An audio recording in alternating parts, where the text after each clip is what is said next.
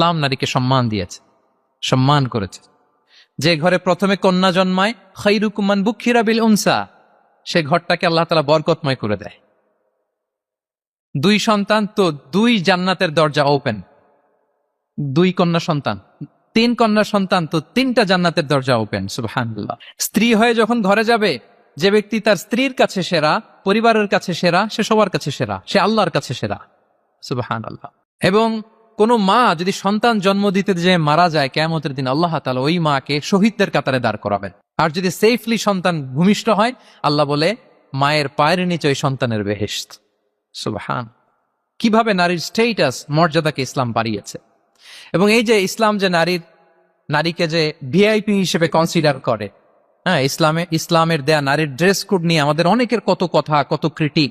এটা কেন করে? কারণ Islam consider women as a queen.